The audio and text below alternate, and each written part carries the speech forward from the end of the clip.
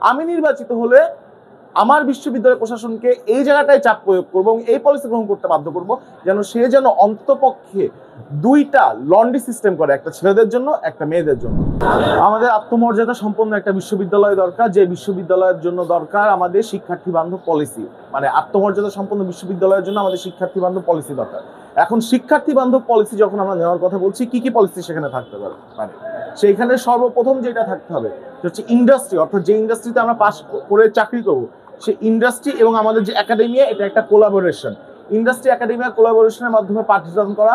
এর পাশাপাশি আমাদের যেসব সিলেবাস আছে, আমাদের পড়ানোর যে ধরন, এইটাকে বিভিন্ন ইন্টারন্যাশনাল যে ইউনিভার্সিটিগুলো আছে এদের সাথে মিলিয়ে স্ট্যান্ডে নেওয়া, যেন আমাদের বিশ্ববিদ্যালয়ের শিক্ষার্থীরা পাশ করার পরে আমাদের বিশ্ববিদ্যালয়ের সার্টিফিকেট দিয়ে ইজিলি বিদেশের বিভিন্ন বিশ্ববিদ্যালয়ে স্কলারশিপ পেতে পারে, সেখানে যেন মাস্টার্স করতে পারে।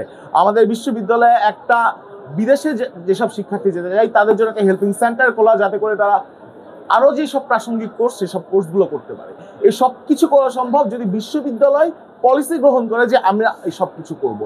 এর পাশাপাশি আপনার একটা জিনিস খেয়াল করে, আমাদের প্রত্যেকটা জবিয়াল প্রতিদিনকার জীবনে নানা রকম যে প্রতিকূলতা ফেস করি, প্রতিকূলতা পার করি, সেই সব প্রতিকূলতা মানে সমাধান একজন ভিপি, একজন জিএস, একজন এইচএস এর দেওয়া সম্ভব না। আমার পক্ষে সম্ভব না একটা হল বানাই দেওয়া, আমার পক্ষে সম্ভব না বলা যে আমি নির্বাচিত হলে মানে খুব উল্টাই ফেলবো। আমার পক্ষে সম্ভব না বলা যে আমি নির্বাচিত হলে কোর্টে বাসে জায়গা এনে দিব। কিন্তু আমার পক্ষে যেটা বলা সম্ভব সেটা হচ্ছে আমি নির্বাচিত হলে আমার বিশ্ববিদ্যালয় প্রশাসনকে এই জায়গাটায় চাপ প্রয়োগ করবো এবং এই পলিসি গ্রহণ করতে বাধ্য করবো সে যেন অন্ততপক্ষে দুইটা লন্ড্রি সিস্টেম করে, একটা ছেলেদের জন্য একটা মেয়েদের জন্য।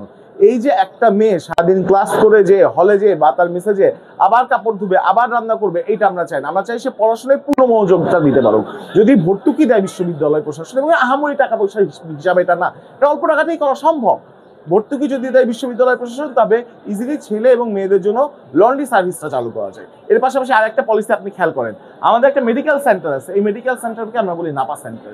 এটাকে প্রপার মেডিকেল সেন্টারে রূপান্তরিত করা কোনো প্রাইভেট অর্গানাইজেশনের পক্ষে সম্ভব না। এটার জন্য বিশ্ববিদ্যালয়ের পলিসি লাগবে, আমরা সেই পলিসি গ্রহণ করতে চাই। মেয়েদের হলের দিকে খেয়াল করেন, এখানে আসলে মেয়েদের কেন আবার রান্না করতে হবে?